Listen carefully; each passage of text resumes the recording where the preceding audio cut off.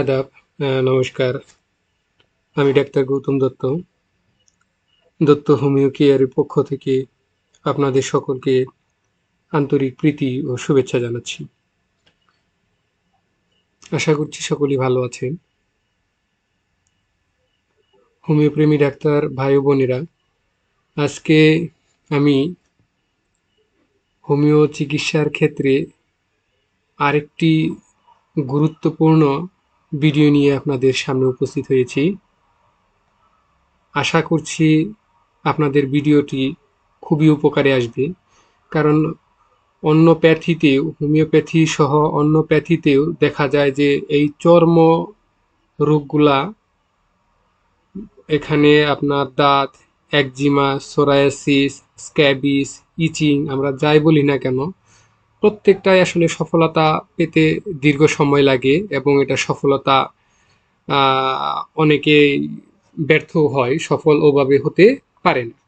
তো আমি বলবো যে যদি একজন ভালো বা আদর্শ একজন হোমিওপ্যাথিক ডাক্তারের মাধ্যমে যদি আপনি চিকিৎসা করান, তো অবশ্যই বেশি দিন না, আপনি 7 থেকে 15 দিনের ভিতরেই আপনার এই যে রোগ আছে সেটা আশা করি যে সেরে যাবে, এবং অথবা দ্রুত সময়ের ভিতরে আপনি আরোগ্য লাভ করবেন। তো আজকের আলোচনার বিষয় হচ্ছে আমার দাঁত। তো দাঁত বা রিং ওয়ার্ম, এই বিষয়টা কি? আমাকে আগে একটা বিষয় জানতে হবে যে দাঁতটা কি, আমি কিভাবে চিনবো যে সেটা দাঁত বা রিং ওয়ার্ম হয়েছে। তো দাঁতটা মূলত এখানে আমি একটু আহ, একটা চিত্র দেওয়ার চেষ্টা করেছি বা একটা ছবি দেওয়ার চেষ্টা করেছি যে দাঁতটা মূলত এক ধরনের ছত্রাক বা ফাঙ্গাল ইনফেকশন। তো এখানে এটা আবার যেহেতু ফাঙ্গাল থাকে, এটা থেকে রস কোষ বা বিভিন্ন কিছু অনেক সময় আছে বের হয়, এবং এটার ভিতরে এক ধরনের মাইট থাকে বা কীট থাকে। আর সেখান থেকে কষ বের হওয়ার কারণে সেটা দেখা যায় যে আসলে একজনের থেকে আরেকজনে হয় বা সংক্রমণ হবার সম্ভাবনাটা থাকে। তো শরীরের যে কোনো স্থানেই, আমাদের যে কোনো স্থানেই যে হতে পারে এটা, আহ, পয়সা বা চাটকির মতো গুল গুল হয়ে থাকে। সাধারণত আমরা দেখি যে পয়সা বা চাটকির মতো গুল গুল যদি হয়, যে কোনো চুলকানি বা আহ, এই ধরনের চুলকানা রিলেটেড যে কোনো ধরনের ইরেকশন বা উদ্ভেদ যদি আমরা দেখি, যে ধরনের গুল, তো সাধারণত তাকে আমরা দাউত হিসেবে আমরা চিহ্নিত করি এবং এটাকে আমরা দাউত বলি। তো দাউতের সাধারণত আকারটা দেখছেন এখানে অনেকটা লাল, এরকম লাল আকৃতির থাকে এবং সেই সাথে সাথে অত্যাধিক মাত্রায় চুলকানি থাকে, এবং আক্রান্ত স্থানের চতুর্দিকে গোলাকার এটা ছড়িয়ে পড়ে। দেখেন আক্রান্ত স্থানের এই যে চারপাশটা গোলাকার হয়ে ছড়িয়ে পড়তেছে, এবং ছোট ছোট ছোট ছোট ছোট ছোট এখানে কিছুগুলো আমরা পিম্পলসের মতো ছোট ছোট আমরা লক্ষ্য করতেছি। হুম। তো এটাকে আরেকটু ভাবে যদি আমরা বলি যে আংটি যে থাকে বা আংটি রিং এর মতো এক ধরনের আহ বলয় এইদিকে থাকে। তো এই ইংরেজিতে এটাকে আবার ধরেন আপনার রিং ওয়ার্ম, এবং এটা ডার্মাটাইটিস এক ধরনের ত্বকের রোগ বিদায়, এটাকে ডার্মিসে সাধারণত আক্রমণটা এই তাদের হয়ে থাকে। আর আরেকটা বিষয় হচ্ছে কুর্চিতেও এক ধরনের হয়, আমরা যেটাকে আমরা টেনিয়া ক্রুইস যেটা আমরা বলি বা টিনিয়া বলি। তো এই আসলে এইখানে আমরা ওয়ার্ম, যে রিং ওয়ার্ম, এটা ওয়ার্মটাকে অনেকে আমরা কৃমি মনে করি, কিন্তু এখানে রিং ওয়ার্মটা আসলে কৃমি নয়, এটা হচ্ছে মূলত দাঁত, দাঁতের একটা ইয়া। তো এটা আসলে কেন হয়, দাঁতটা কেন হয়?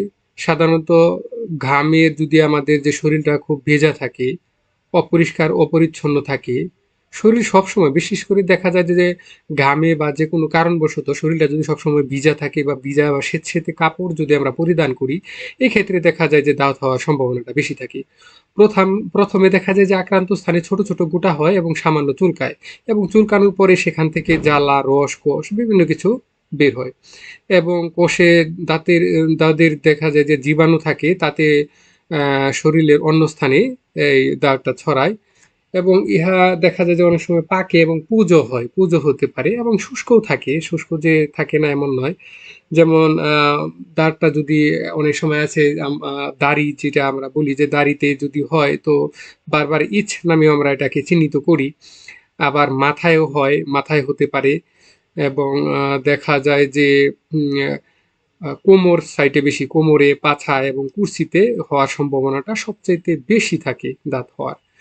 তো আমরা একটা জানি যে এই দাঁতটা যদি দ্রুত আরোগ্য না হয়, আমি এরকম অনেক রুগী দেখেছি। গত কয়েকদিন আগে আমার কাছে একটা রুগী আসলো, সে বলল যে আমার দাঁত হয়েছে।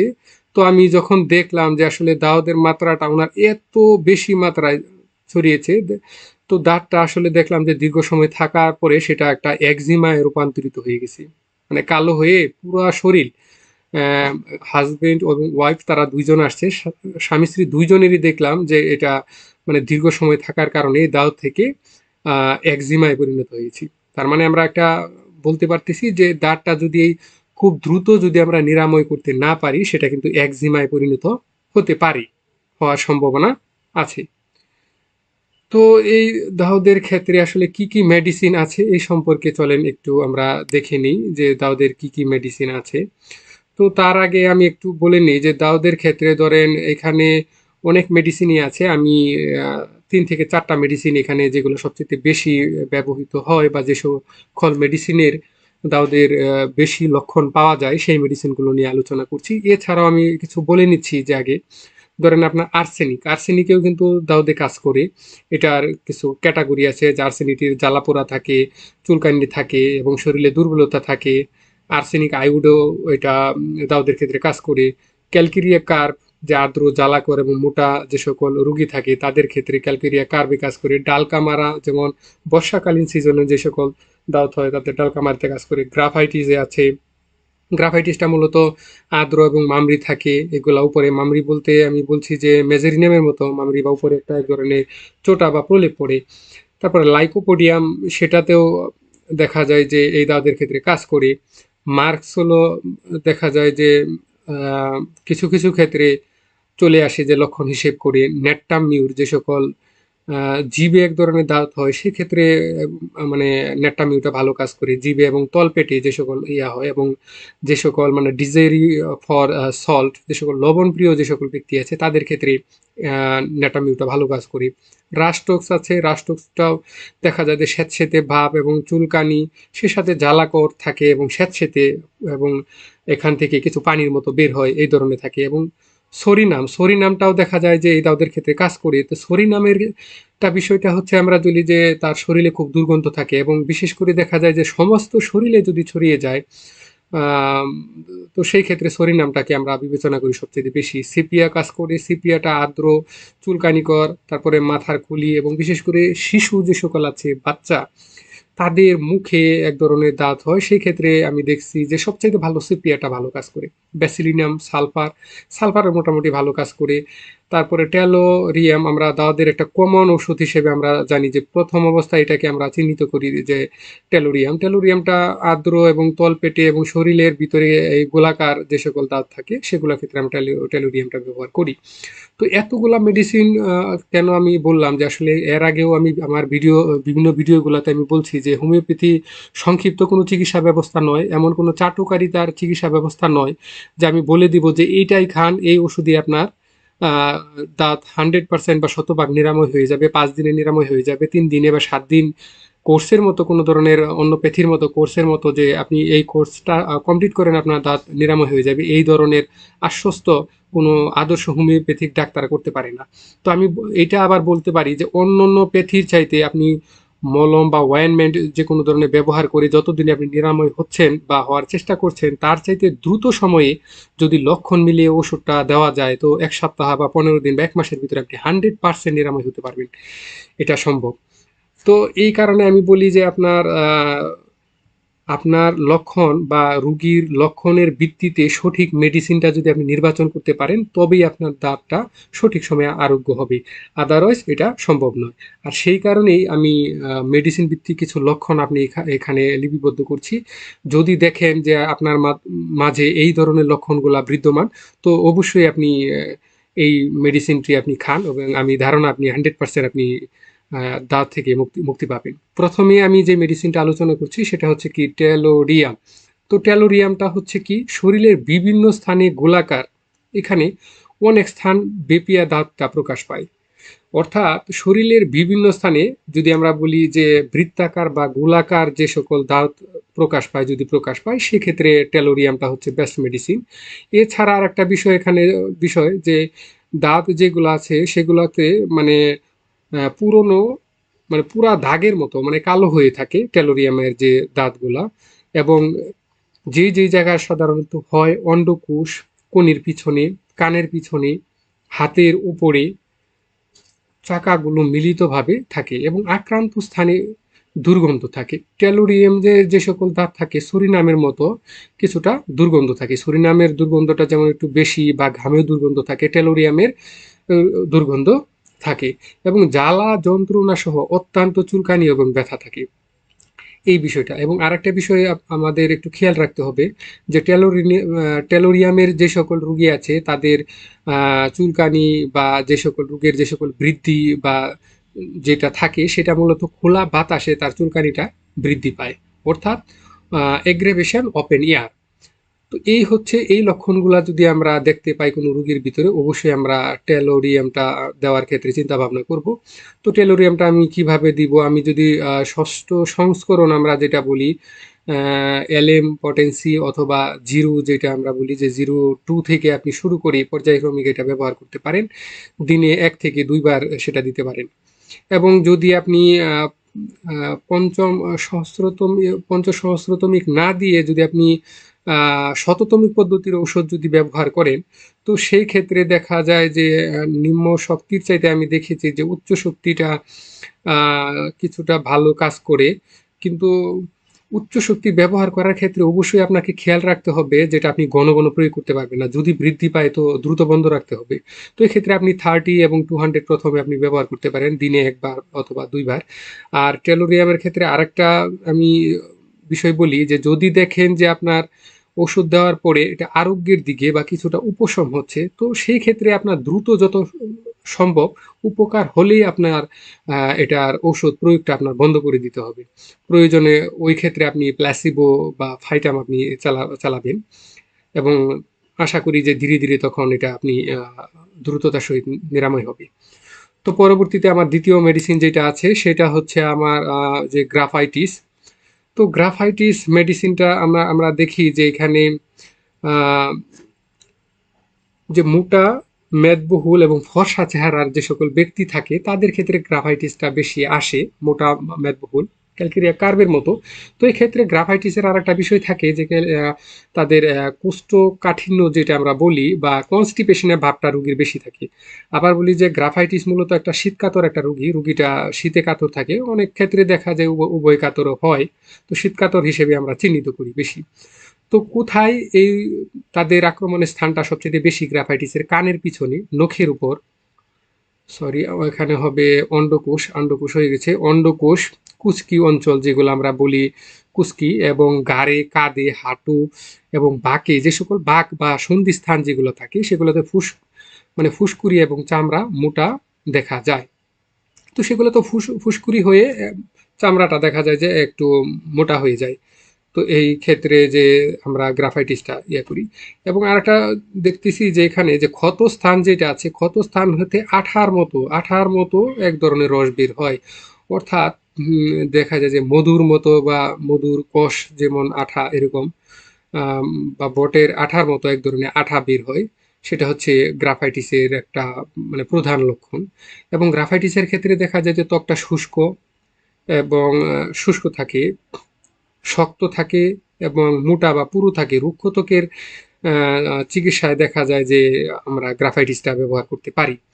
তো আরেকটা বিষয় দেখি যে কুস্কি এবং যে বগলের যে গ্ল্যান্ড থাকে এবং ঘাড়ের গ্ল্যান্ডের যে ফোলার ন্যায় যদি চর্ম থাকে তো এক্ষেত্রে আমরা দেখি যে গ্রাফাইটিসটা আমরা বিবেচনা করতে পারি।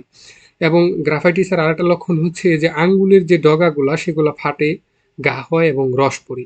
এই হচ্ছে মূলত গ্রাফাইটিসের লক্ষণ। আর আরেকটা বিষয় আমরা আগেই আলোচনা করেছি যে আগের আলোচনার ভিতরে গ্রাফাইটিস যখন আলোচনা করে দেখেছি যে আমরা গ্রাফাইটিস মূলত আসলে সকল প্রকার চর্মরোগের এটাকে বলা হয় যে অমুষ একটা ঔষধ। তো তো গ্রাফাইটিসের জীবের লক্ষণটা কেমন থাকে আমরা যদি দেখি যে জিহ্বার উপর জ্বালাকর এবং ফুসকাযুক্ত এক ধরনের ক্ষত থাকে, এইটা হচ্ছে গ্রাফাইটিসের লক্ষণ। এবং শ্বাস প্রশ্বাসের গ্রাফাইটিসের যে সকল রোগী আছে তার শ্বাস প্রশ্বাসটা যে প্রস্রাবের মতো এক ধরনের গন্ধ থাকে। তো গ্রাফাইটিসের ক্ষেত্রেও আমি বলবো যে আপনি যদি এলএম পটেন্সির ওষুধ যদি খান বা 0 খান, তো 0-2 থেকে শুরু করে আপনি 3, 4, 5, 6 এভাবে 10 পর্যন্ত আপনি খেতে পারেন। প্রত্যহ এখানে 2-1 বার আপনি সেবন করতে পারেন। আর উচ্চ শক্তি অথবা আপনি যদি শততম পদ্ধতির ওষুধ ব্যবহার করেন, তো এক্ষেত্রে অবশ্যই আপনি 30 পটেন্সি থেকে 200 পটেন্সি 1 থেকে 2 বার খেতে পারেন। আর উচ্চ শক্তি যদি খান তাহলে সপ্তাহে 1 থেকে 2 বার 1M বা 10M, হ্যাঁ, যদি আপনি খান তাহলে সপ্তাহে 1 থেকে 2 বার সেবন করা যেতে পারে। ঘন ঘন সেবন না করাই ভালো। এক্ষেত্রে দেখা যায় ঘন ঘন সেবন করলে দেখা যায় যে রোগ লক্ষণ বৃদ্ধি পায়। এবং এই ক্ষেত্রেও দেখা যায় যে আমি দেখছি যে আপনি যদি শততমিক পদ্ধতি ব্যবহার করেন, তো উচ্চ শক্তিটা মোটামুটি ভালো একটা মানে রেজাল্ট দেয়। তাই উচ্চ শক্তি 2-1 মাত্রা দেওয়ার পর অপেক্ষা 1 সপ্তাহ থেকে 15 দিন অপেক্ষা করা সবচেয়ে ভালো। এক্ষেত্রে দেখা যায় যে নিরাময় হওয়ার সম্ভাবনা, কোনো ধরনের বৃদ্ধি ছাড়াই নিরাময় হওয়ার সম্ভাবনাটা সবচেয়ে বেশি। পরবর্তী আমাদের যে মেডিসিনটা চলে আসছে সেটা হচ্ছে সিপিয়া। তো সিপিয়া মূলত হচ্ছে যে একটা শীতকাতর এর একটা মেডিসিন। এখানে সালফার ছাড়া, এখানে যে আমরা সিপিয়া আলোচনা করছি, এর আগে গ্রাফাইটিস আলোচনা করলাম, এবং এর আগে যে মেডিসিনটা আলোচনা টেলোরিয়াম সহজে যে 3টা মেডিসিন আলোচনা করলাম, এর ভিতরে 2টা মেডিসিন যে আমরা দেখলাম যে গ্রাফাইটিস এবং সিপিয়া 2টা মেডিসিন হচ্ছে শীতকাতর মেডিসিন। এবং সিপিআর যে সকল দেখি যে মাথার খুলির যে সকল দাঁত বা স্কাল্পে যে সকল দাঁত হয়, এদের দাউদের ক্ষেত্রে সিপিয়াটা হচ্ছে উত্তম ওষুধ একটা। এছাড়াও বিভিন্ন স্থানে গোলাকার দাঁত আমরা দেখছি যে টেলোরিয়ামের দাঁতটাও গোলাকার থাকে, সেটার ব্যাপ্তিটা একটু বিশাল থাকে টেলোরিয়ামেরটা। আর সিপিআর দাঁতগুলো একটু গোলাকার থাকে, ছোট আকৃতির হয় এবং চুলকানি থাকে।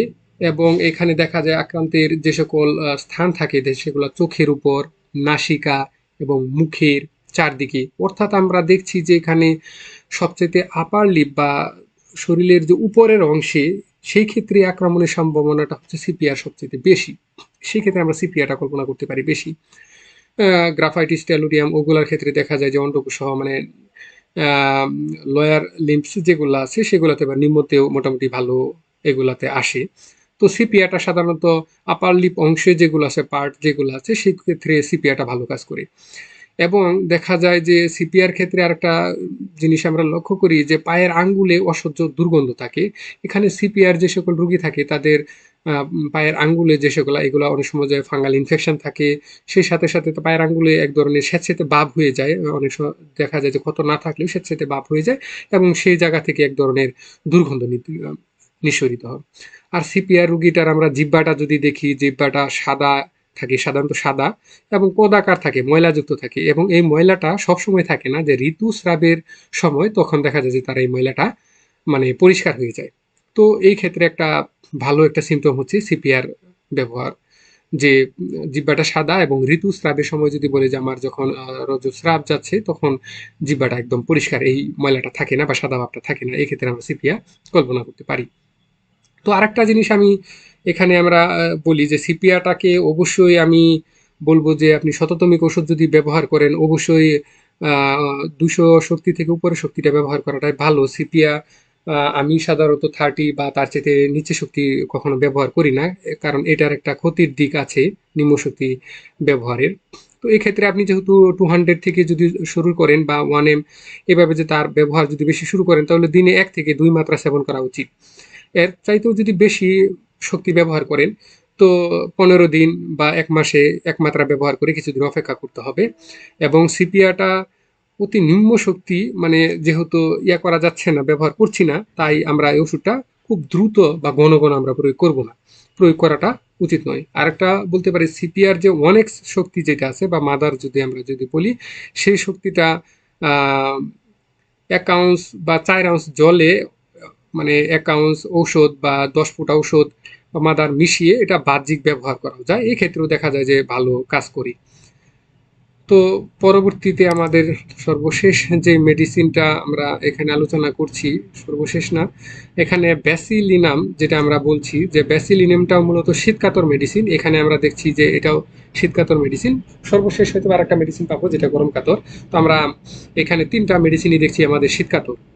তো ব্যাসিলিনামটা মূলত কোন ধরনের রোগী, যে পরিবারের বা নিজেদের যদি যক্ষার আক্রান্তের যদি ইতিহাস মানে থাকে, বা এই ধরনের যক্ষা রোগ যদি চাপা পড়ে থাকলে, তো এই ক্ষেত্রে যদি কোনো ধরনের চর্মরোগ বা দাঁতের মতো কোনো ধরনের উপসর্গ দেখা দেয়, তো সেই ক্ষেত্রে আমরা ব্যাসিলিনামটা সবচেয়ে আহ, ভালো কাজ করবে, এবং সেই ক্ষেত্রে অমুষ ঔষধ হিসেবে আমরা ব্যাসিলিনামটাকে আমরা চিন্তা করতে পারি।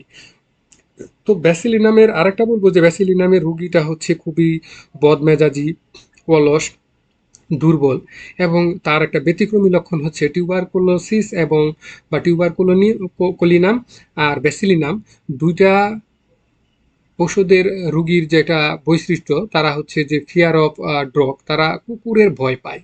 হ্যাঁ, কুকুর দেখলে এই ভয় প্রকৃতির একটা থাকে। এবং এই ক্ষেত্রে দেখি যে শুষ্ক যে সকল একজিমা, অর্থাৎ যদি দাঁতটা দেখি যে আমরা শুষ্ক, যেগুলোর ভিতরে কোনো রসকোষ নেই, এক্ষেত্রে ব্যাসিলিনামটা কল্পনা করতে পারি। এবং শুষ্ক যে সকল একজিমা সেগুলোর ক্ষেত্রেও ব্যাসিলিনামটা কাজ করি। অর্থাৎ এমন শুষ্ক থাকে যে এখানে যে চুলকালে গমের ভুসির মতো এক ধরনের আইস বা কুড়া যেটা আমরা বলি আইস উঠে। তো সেই ক্ষেত্রে আমরা ব্যাসিলিনামটাকে চিন্তা করতে পারি। তো 30 শক্তির ব্যাসিলিনামটা যেহেতু একটা নসুট ওষুধ, নসুট ওষুধটা সাধারণত 200 শক্তির নিচে ব্যবহার না করাই ভালো। এক্ষেত্রে আমি 30টা বলবো না, 50 হাজার। তো 200 শক্তি সপ্তাহে 1-2 বার, অথবা তার উচ্চ শক্তি মাসিক বা ত্রৈমাসিক একবার ব্যবহার করে দেখা যেতে পারে। আর যদি আপনি আহ সহস্রতমিক বা 0-2 থেকে শুরু করতে পারেন, তো 2 থেকে 3, 4, 5 এভাবে পর্যায়ক্রমিক দিনে একবার সেবন করতে দিতে পারেন। তো এক্ষেত্রে আশা করি যে খুব ভালো কাজ করবে। তো ব্যাসিলিনাম খাওয়ার সাথে সাথে আরেকটা জিনিস আমি একটু বলে বলে রাখি, যে ব্যাসিলিনাম ওষুধ খেলে আপনি সাধারণত কফি এবং টক এই দুইটা খাবার না খাওয়াই ভালো। কারণ এটা যদি আপনি খেলে দেখা যায় যে ওই ওষুধের ক্রিয়াটা নাশ করে দেয় বা অ্যান্টিডট হিসেবে কাজ করে। তো এই হচ্ছে মূলত আজকের আলোচনার মূল বিষয়। যদি আপনাদের এই আলোচনাটা ভালো লাগে, তো অবশ্যই আমার চ্যানেলটিকে সাবস্ক্রাইব করবেন। আপনাদের নিয়মিত ভিডিও পেতে তাতে সহজ হবে।